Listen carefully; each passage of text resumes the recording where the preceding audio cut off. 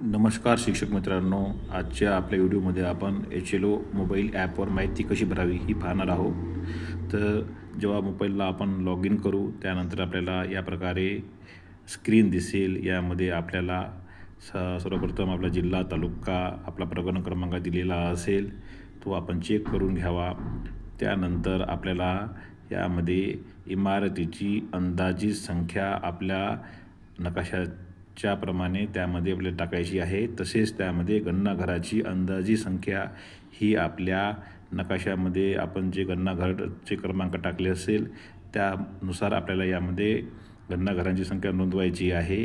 आणि प्रश्नावली भरणे सुरू करण्यासाठी आपल्याला खाली जो ऑप्शन दिलेला आहे घर यादी कार्य या बटनावर आपल्याला क्लिक करायचं आहे. घर यादी कार्य या बटनावर जर आपण क्लिक केलं तर आपल्याला प्रश्न आपले त्यापासून सुरू होतील. घर यादी कार्य यावर आपण क्लिक केल्यानंतर आपल्याला अशा प्रकारचा इंटरफेरन्स दिसेल. त्यापैकी जो पहिला ऑप्शन आहे त्या पहिल्या ऑप्शनवर आपल्याला क्लिक करायचं आहे. हा पर्याय गणकाद्वारे सर्व माहिती संकलनासाठी रेकॉर्डचे संपादन करण्यासाठी वापरला जातो. जास्तीत जास्त काम आपल्याला या पर्यायामध्येच करायचं आहे.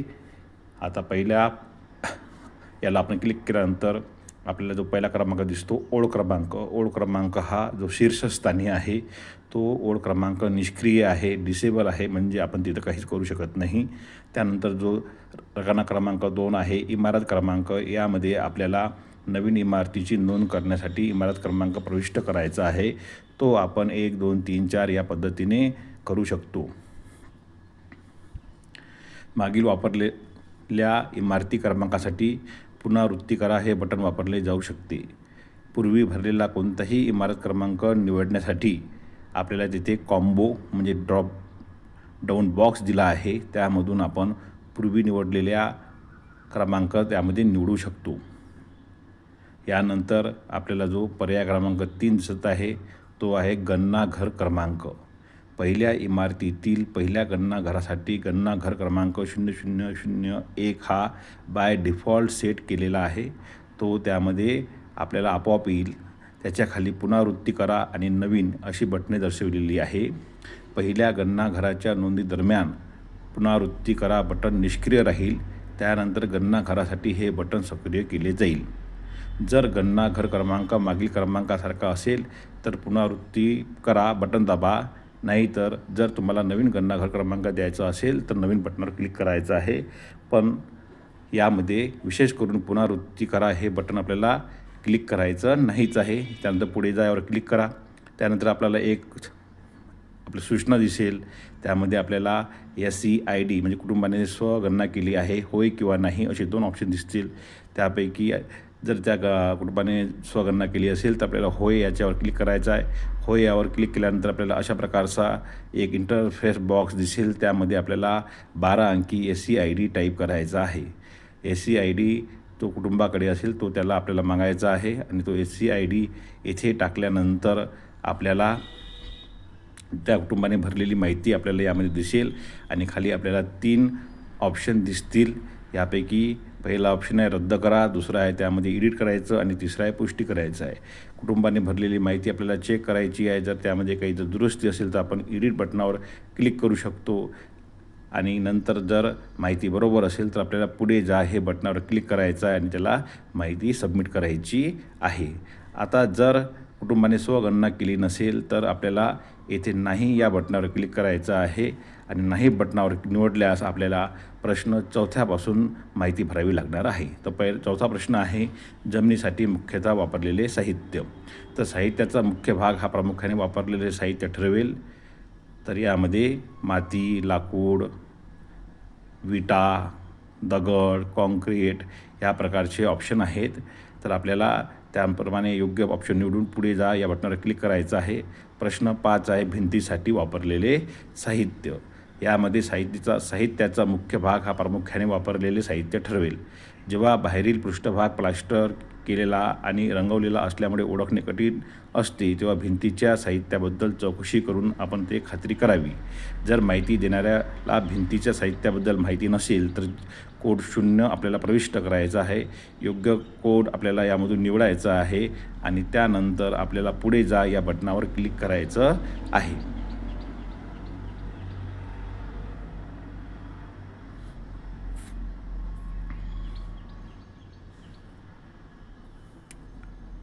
प्रश्न क्रमांक 6 आहे छपरासाठी वापरलेले साहित्य. साहित्याचा मुख्य भाग हा प्रामुख्याने वापरलेले साहित्य ठरवेल. हवामानाशी संपर्क येणाऱ्या बाहेरील छपराचे साहित्य विचारात घ्यावे. सिलिंगचे साहित्य विचारात घेऊ नये. यामध्ये जे आपल्याला ऑप्शनमध्ये जे क्रमांक दिलेले आहे ते ऑप्शन वाचून आपल्याला छपरासाठी कोणते साहित्य वापरलेले आहे तो आपल्याला त्यानुसार त्याला क्लिक करायचं आहे. जर छप्पर दगडाचे असून चुना किंवा सिमेंटने जोडले असेल तर छपराचे साहित्य दगड म्हणून आपल्याला निवडावे लागेल. त्या गणनाघरामध्ये छपरासाठी जे साहित्य वापरलेले असतील ते आपल्याला पाहून त्यामधील योग्य पर्याय आपल्याला निवडायचा आहे आणि पुढे जा या बटनावर क्लिक करायचं आहे. प्रश्न क्रमांक 7 गणनाघराचा वापर हा यामधील खूप महत्त्वाचा प्रश्न आहे, कारण यामधूनच आपल्याला स्पष्ट होईल की आपल्याला 34 प्रश्न भरायचे आहे की फक्त 7 प्रश्नच भरायचे आहेत. तर यामध्ये पर्याय क्रमांक 1 आणि 2साठी फॉर्म सामान्यपणे पुढे जाईल. म्हणजे पर्याय क्रमांक 1 किंवा 2 निवडला आपण तर आपल्याला 34 प्रश्न भरावे लागतील आणि पर्याय क्रमांक 3 ते 9साठी फॉर्म थेट 34व्या प्रश्नावर जाईल. म्हणजे त्यामुळे आपल्याला पुढील ऑप्शन त्यामध्ये भरावे लागणार नाही. जर एखादे निवासी घर कुलूप बंद असेल म्हणजे पर्याय क्रमांक 1 आपण निवडला असेल आणि ते कुलूप बंद आहे हे आपण टिकमार्क केलं असेल तर गणनाघराचा वास्तविक वापर आपल्याला या जो त्यामध्ये एक चौकट दिलेली आहे त्यामध्ये प्रविष्ट करणं अनिवार्य आहे. जर पर्याय क्रमांक 3 ते 9 किंवा 0 निवडला असेल तर वास्तविक वापराचा कोड प्रविष्ट करणे आवश्यक आहे. यानंतर ॲप आपोआप शेवटच्या प्रश्नावर म्हणजे 34व्या प्रश्नावर जाईल. जर पर्याय क्रमांक 4 शाळा महाविद्यालय इत्यादी निवडला असेल तर ॲप कोणताही कुटुंब क्रमांक देणार नाही आणि तो शेवटच्या प्रश्नाकडे आणि म्हणजे 34व्या प्रश्नाकडे जाईल. जर संस्थात्मक आहे असे आपण चेक केले तर आपल्या गणनाघराचा वास्तविक वापर त्यामध्ये नोंदविणे आवश्यक आहे आणि त्यानंतर आपल्याला ते सबमिट करायचं आहे. त्यानंतर पुढचा प्रश्न येईल प्रश्न क्रमांक 8 गणनाघराची स्थिती. यामध्ये आपल्याला दिलेल्या पर्यायामधून गणनाघराची स्थिती निवडायची आहे. यामध्ये चांगली, राहण्यायोग्य, मोडकळीस आलेले असे ऑप्शन आहे. त्यापैकी योग्य ऑप्शन निवडून आपल्याला पुढे जा या बटनावर क्लिक करायचं आहे. प्रश्न क्रमांक 9 आहे कुटुंब क्रमांक. तर यामध्ये कुटुंब क्रमांक हा ऑटो जनरेटेड आहे. निवास आणि निवासासह इतर वापर असलेल्या सर्व गणनाघरासाठी ॲपमध्ये आपोआप कुटुंब क्रमांक दिला जाणार आहे. जर पर्याय निवासासह इतर वापर असेल आणि संस्थात्मक आहे असेल तर ॲप संस्थात्मक कुटुंबासाठी 999 हा कुटुंब क्रमांक देईल. जर पर्याय निवासासह इतर वापर असेल आणि कुलूप बंद आहे असं आपण टिकमार्क केलं असेल तर ॲप त्याला कोणताही कुटुंब क्रमांक देणार नाही. जर पर्याय निवासासह इतर वापर असेल आणि संस्थात्मक आहे आणि व कुलूप बंद आहे हे दोन्ही असेल तर ॲप त्याला कुटुंब क्रमांक देणार नाही कारण ते कुलूप बंद आहे. यानंतर आपल्याला प्रश्न क्रमांक 10 आहे कुटुंबातील एकूण व्यक्तीची संख्या. यामध्ये कुटुंबात असणाऱ्या एकूण व्यक्तीची संख्या आपल्याला प्रविष्ट करायची आहे. यामध्ये लहान मुले, वयोवृद्ध, वयस्कर कुटुंबामध्ये जेवढे व्यक्ती असतील त्या सर्वांची आपल्याला संख्या टाकायची आहे. यानंतर कुटुंब प्रमुखाचे नाव. येथे आपल्याला कुटुंब प्रमुखाचे नाव प्रविष्ट करायचे आहे. संस्थात्मक कुटुंब जर आपण निवडलं असेल तर या ठिकाणी आपल्याला त्या कुटुंब प्रमुखाच्या नावाऐवजी पदनाम प्रविष्ट करावे लागेल आणि पुढे जा या बटनावर आपल्याला क्लिक. प्रश्न 12 कुटुंब प्रमुखाची माहिती. यामध्ये कुटुंब प्रमुखाचे लिंग आपल्याला नोंदवायचे आहे. पुरुष, स्त्री आणि ट्रान्सजेंडर यापैकी योग्य पर्याय आपल्याला निवडायचा आहे. प्रश्न क्रमांक 13 आहे कुटुंब प्रमुख अनुसूचित जाती किंवा जमाती किंवा इतर प्रवर्गातील असल्यास. अनुसूचित जाती असेल तर ऑप्शन क्रमांक 1, अनुसूचित जमाती असेल तर ऑप्शन क्रमांक 2 आणि या दोन व्यतिरिक्त असेल तर ऑप्शन क्रमांक 3 आपल्याला निवडायचं आहे. अनुसूचित जाती आणि जमातीमध्ये कोणत्या जाती येतात हे आपल्याला पाहायचं असेल तर खाली आपल्याला डोळ्याचं चिन्ह दिसते. त्या चिन्हावर जर आपण क्लिक केलं तर आपल्याला जाती आणि जमातीमध्ये येणाऱ्या जातीचा आपल्याला त्यामध्ये यादी दिसेल. त्यानंतर आपला योग्य पर्याय निवडून पुढे जा या बटनावर क्लिक करायचा आहे. प्रश्न 14 आहे घराच्या मालकी हक्काची स्थिती. त्यामध्ये पहिला ऑप्शन आहे स्वतःचे घर. दुसरा ऑप्शन आहे भाड्याने परंतु इतरत्र स्वतःचे घर असलेले. तिसरा ऑप्शन आहे भाड्याचे आणि कोठेही स्वतःचे घर नसलेले आणि ऑप्शन क्रमांक 4 आहे इतर. जर पहा यामध्ये आपल्याला याचं स्वतःचे घर म्हणजे जी कुटुंबे भाडे स्वरूपात पैसे देत नाहीत, हप्त्याच्या पेमेंटवर मालकी तत्त्वावर घेतलेला फ्लॅट किंवा घर याला आपण स्वतःचे घर म्हणू. भाड्याचं घर म्हणजे ऑप्शन क्रमांक 2 आणि 3साठी भाडे रोख किंवा वस्तू स्वरूपात दिले जाते. मालकाने भाड्याने दिलेले निवासस्थान भाड्याने घेतलेले आहे पण सध्या पैसे देत नाहीत, सरकारी क्वार्टर्स आणि तत्सम निवासस्थाने, यासाठी ऑप्शन क्रमांक 2 आणि 3 आपल्याला निवडावे लागेल. आणि ऑप्शन क्रमांक जो 4 आहे इतर, यामध्ये मालकाने दिलेले विनामूल्य निवासस्थान, अतिक्रमण केलेल्या जमिनीवर बांधलेली घरे, सोडून दिलेल्या इमारतीमध्ये अनधिकृतपणे राहणारी कुटुंबे आणि नैसर्गिक निवासस्थानामध्ये राहणारी कुटुंबे याचा आपल्याला समावेश होतो.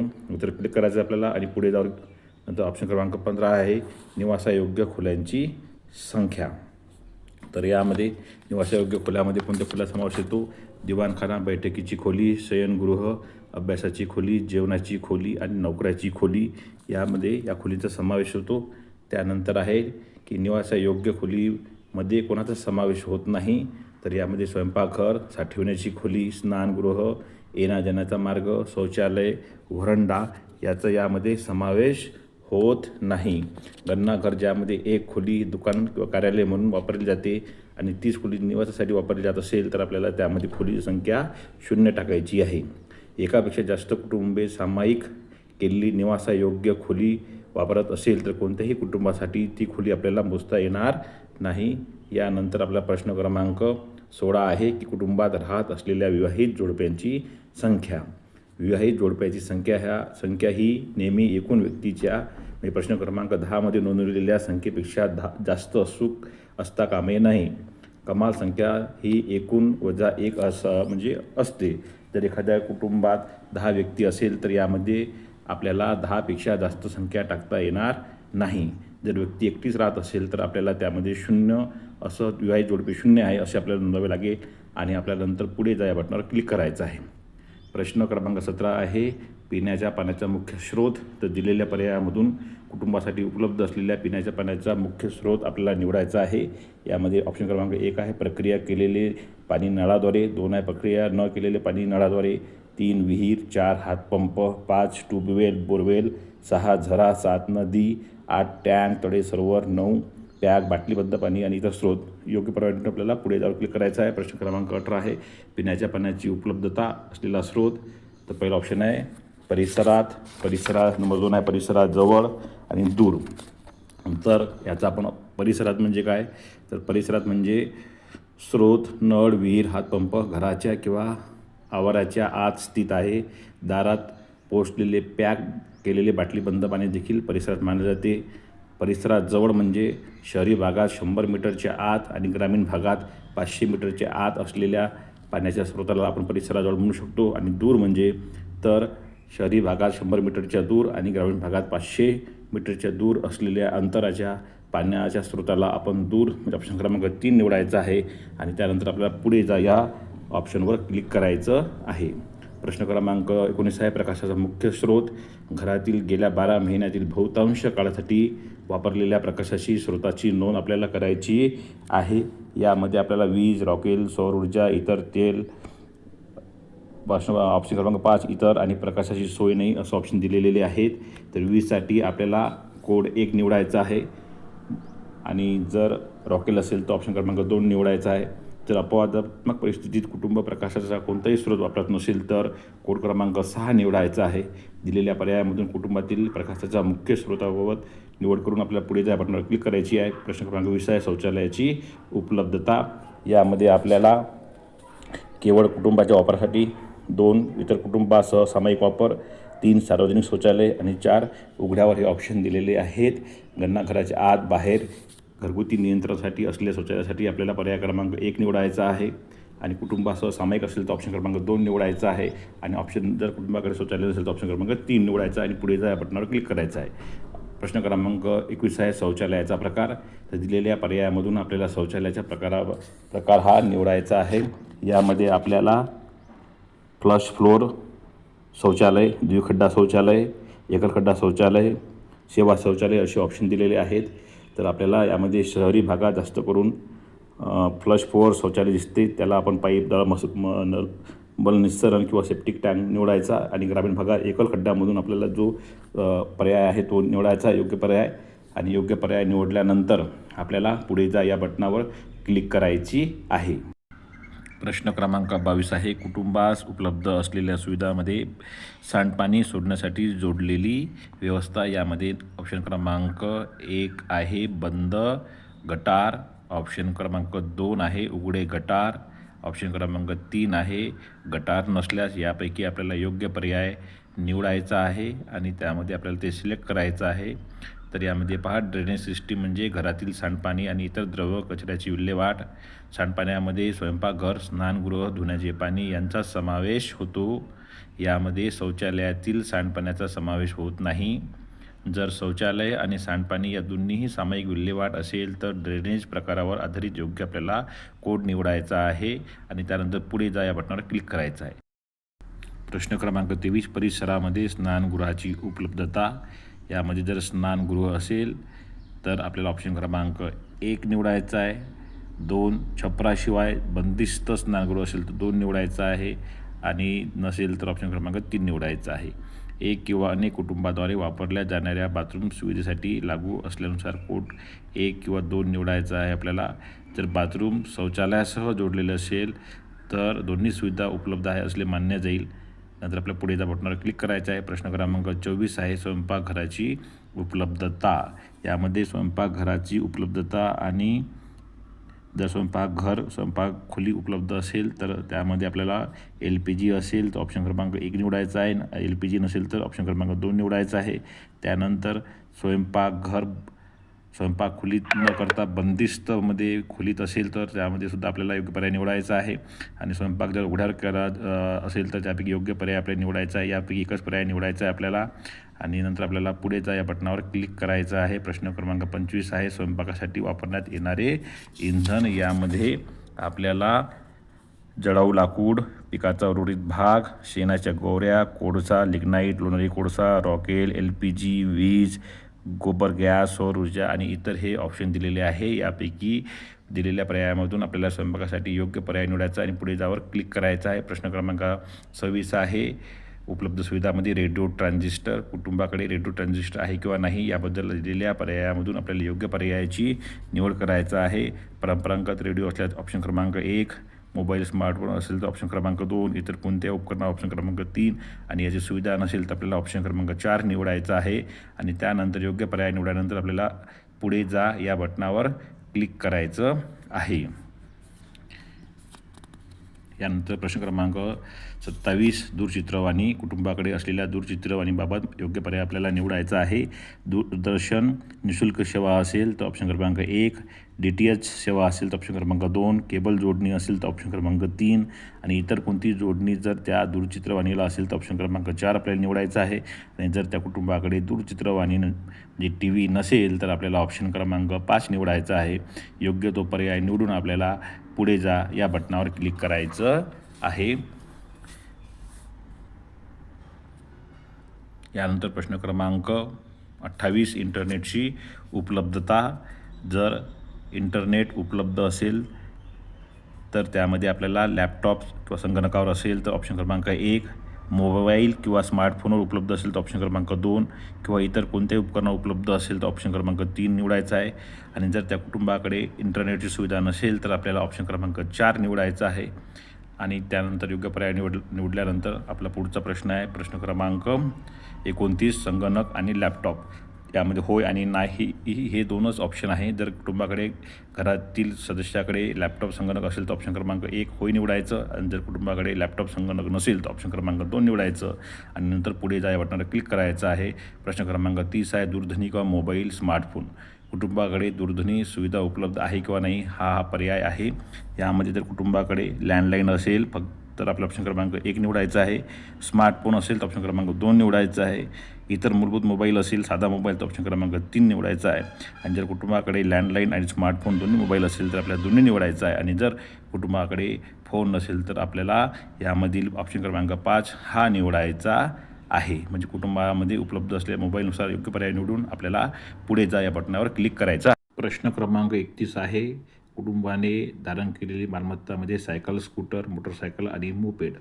कुटुंबाकडे सायकल, मोटरसायकल, मोपेड असेल तर दिलेल्या पर्यायामधून आपल्याला योग्य पर्याय निवडायचा आहे आणि त्यामधील पर्यायाला आपल्याला योग्य क्लिक करायचं आहे. नंबर 1 आहे सायकल, नंबर 2 आहे मोटरसायकल, ऑप्शन क्रमांक 3 आहे दोन्ही आणि ऑप्शन क्रमांक 4 आहे नाही. योग्य पर्याय आपल्याला निवडल्यानंतर आपल्याला जो पुढचा प्रश्न आहे तो प्रश्न क्रमांक 32 कार, जीप, व्हॅन कुटुंबाकडे वाहने असण्याबाबतचा योग्य पर्याय निवडायचा आहे. कार, जीप, व्हॅन असेल तर होय, नसेल तर नाही. 1 किंवा 2 आपल्याला निवडायचा आहे आणि त्यानंतर योग्य पर्याय निवडल्यानंतर पुढे जा या बटनावर क्लिक करायचं आहे. प्रश्न क्रमांक 33 आहे कुटुंबात सेवन केले जाणारे मुख्य धान्य. कुटुंबात सेवन केले जाणारे मुख्य धान्य आपल्याला निवडायचे आहे. ऑप्शन क्रमांक 1 आहे तांदूळ, 2 आहे गहू, 3 ज्वारी, 4 बाजरी, 5 मका आणि इतर कोणतेही. यापैकी योग्य आपल्याला या कुटुंबाला विचारून धान्याचा प्रकार निवडायचा आहे आणि धान्य प्रकार निवडल्यानंतर आपल्याला पुढे जा या बटनावर क्लिक करायचं आहे. प्रश्न क्रमांक 34 आणि शेवटचा प्रश्न आहे मोबाईल क्रमांक. हा फक्त जनगणनेशी संबंधित संपर्कासाठी आपल्याला मोबाईल क्रमांक वापरायचा आहे. कुटुंबातील एका सदस्याचा मोबाईल क्रमांक जो की 10 अंकी असेल नोंदवणे आवश्यक आहे, पण तो ऑप्शनल आहे. त्यानंतर मोबाईल क्रमांक चालू आणि सक्रिय असला पाहिजे. हा क्रमांक फक्त जनगणनेच्या उद्देशाने संपर्कासाठी वापरला जाईल. कुलूपबंद रिकाम्या घरासाठी शेजाऱ्यांनी दिल्यास कुटुंब सदस्याचा मोबाईल क्रमांक नोंदवावा आणि नंतर संपूर्ण भरलेली माहिती आपल्याला जतन करण्यासाठी सबमिट या बटनावर क्लिक करावी. सबमिट या बटनावर क्लिक केल्यानंतर आपल्याला सर्व प्रश्न पुनरावलोकनासाठी दिसणार आहे. यामध्ये विशिष्ट कुटुंबासाठी सर्व उत्तरांचे पुनरावलोकन करावे. आपल्याला खाली 3 ऑप्शन दिसतील, रद्द करा, एडिट करा आणि पुष्टी करा. तर माहिती जर चुकली असेल तर आपल्याला यामध्ये एडिट करता येते आणि जर माहिती आपली सगळी व्यवस्थित असेल, बरोबर असेल तर सबमिट या बटनावर क्लिक